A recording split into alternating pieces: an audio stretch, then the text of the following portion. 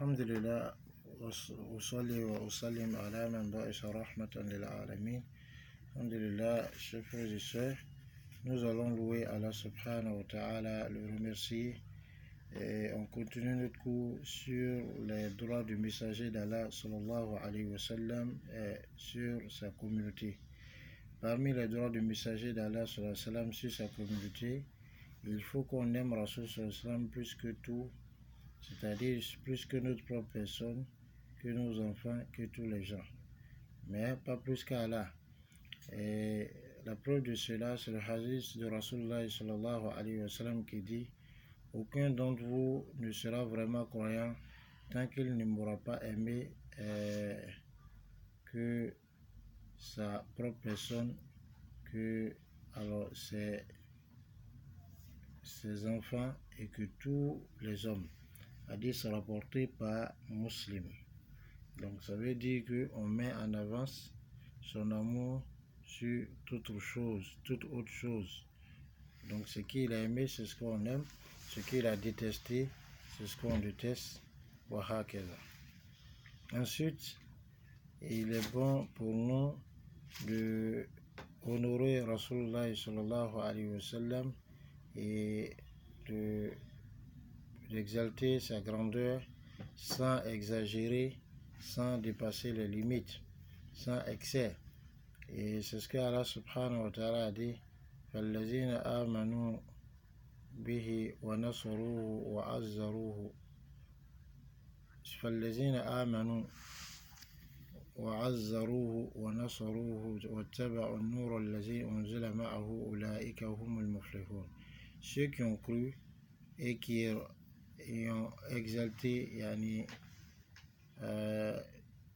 sa place, qui l'ont honoré et qui l'ont secouru et qui ont suivi la lumière avec laquelle il est venu, c'est-à-dire le Coran, ce sont ceux-là qui réussiront.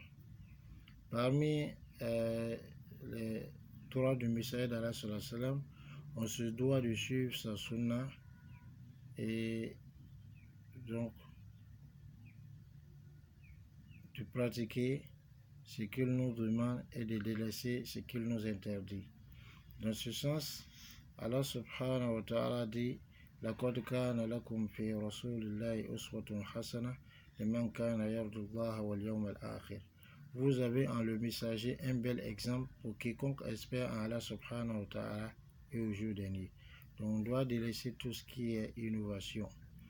De même, la vie ou la parole de Rasul sallallahu alayhi wa sallam doit avoir préséance sur les paroles des autres créatures.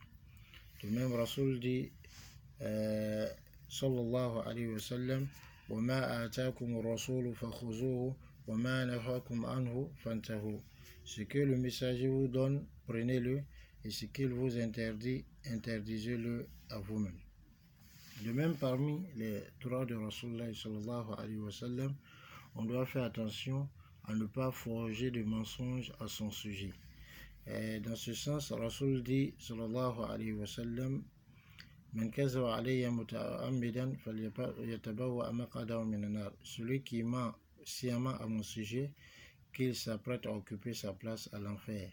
Voilà pourquoi le croyant, tout ce qu'il entend qu'on dit ces hadiths de Rasulullah sallallahu alayhi wa sallam, que ce soit par des écrits ou bien des choses qu'il entend ou bien des choses que lui-même il a lues, il ne doit pas propager comme cela sans s'être rassuré d'abord que c'est un hadith et deuxièmement que c'est vraiment rapporté de façon authentique de Rasulullah sallallahu alayhi wa sallam, au risque de s'exposer au châtiment donc qui est dit dans ce hadith. Une autre chose, parmi les droits du messager d'Allah sallallahu alayhi wa sallam, c'est que on doit honorer la famille de Rasul sallallahu alayhi wa sallam, ses épouses, mais sans exagération. Et Rasul dit sallallahu alayhi wa sallam à ce propos: Uzakirukumullah fi ahli bayti, akhrajahu Muslim. Il dit: je vous rappelle Allah subhanahu wa ta'ala à travers les gens de ma maison. Et donc ceux qui sont des gens de la maison de Rasulullah sallallahu alayhi wa sallam, comme ses épouses, ses filles et les autres personnes telles que la famille de Ali et la famille de Ja'far. Donc on doit leur reconnaître leur mérite, on doit les honorer, mais on ne doit pas exagérer en eux, comme certaines personnes l'ont fait, de telle sorte qu'ils ont aimé la famille de Rasulullah et dénigré les autres compagnons. Ou bien tomber dans un autre excès, qui est le fait donc de dénigrer les gens de la famille de Rasulullah sallallahu alayhi wa sallam. Il est clair que même si quelqu'un fait partie de la famille de Rasulullah qui n'est pas musulman, alors il n'y a pas l'honneur pour lui, mais c'est pour les gens qui font partie de sa communauté, donc qui, eux, sont musulmans, ce sont ceux-là qui sont honorés. Ensuite, parmi les droits du Nabi sallallahu alayhi wa sallam sur nous, c'est le fait donc de juger par sa sunna et d'être satisfait par le jugement que Rasulullah sallallahu alayhi wa sallam fait dans ce qui est facile comme dans ce qui est difficile. À ce propos, Allah dit فَلَا وَرَبِّكَ لَا يُؤْمِنُونَ حَتَّى يُحَكِّمُوكَ فِيمَا شَجَرَ بَيْنَهُمْ ثُمَّ لَا يَجِدُوا فِي أَنفُسِهِمْ حَرَجًا مِمَّا قَضَيْتَ وَيُسَلِّمُوا تَسْلِيمًا. Allah dit, c'est par ton Seigneur, ils ne seront vraiment pas croyants jusqu'à ce qu'ils te prennent pour juge dans leurs différends. Ensuite, qu'ils ne trouvent aucune gêne dans leurs différentes âmes, dans leurs différentes personnes, par rapport à ce pourquoi tu as jugé, et qu'ils se plient, donc ils se soumettent, taslima, d'une vraie soumission. Et donc on ne laisse pas le jugement de Rasulullah sallallahu alayhi wa sallam pour aller vers un autre endroit.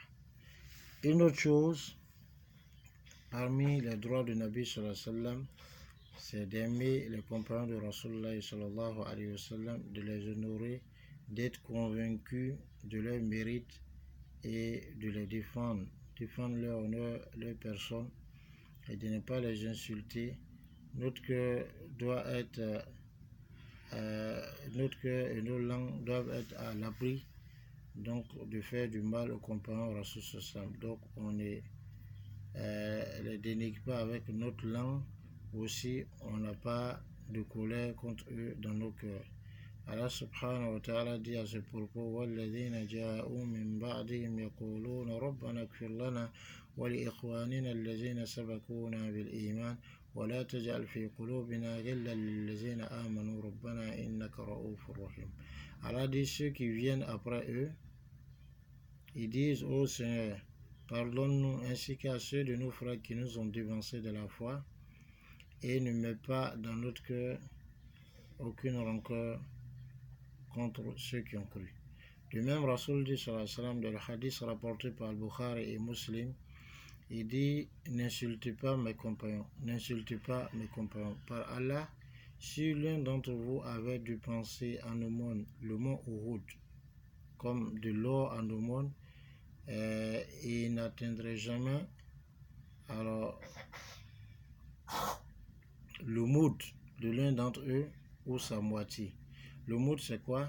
C'est les deux mains remplies d'une personne, je veux dire, pris de façon équilibrée. Donc, si une personne moyenne remplit ses deux mains de nourriture, c'est ce qu'on appelle le moud. Et la moitié du moud, c'est connu. Donc, Rasul dit, sallallahu alayhi wa sallam, de ne pas insulter ses compagnons, et que si l'un d'entre nous avait de penser en or quelque chose équivalent au mont Uhud, cela n'atteindrait jamais la valeur de ce que l'un d'entre eux, l'un des compagnons, a dépensé comme moud, comme ce qui correspond à remplir les deux mains de nourriture d'une personne moyenne, voilà nasifa, ni même la moitié de cela. Hadith, c'est rapporté par Bukhari et Muslim. Voilà pourquoi c'est important donc de faire attention et de chercher donc à aimer Rasulullah sallallahu alayhi wa sallam et de ses compagnons. Voilà ainsi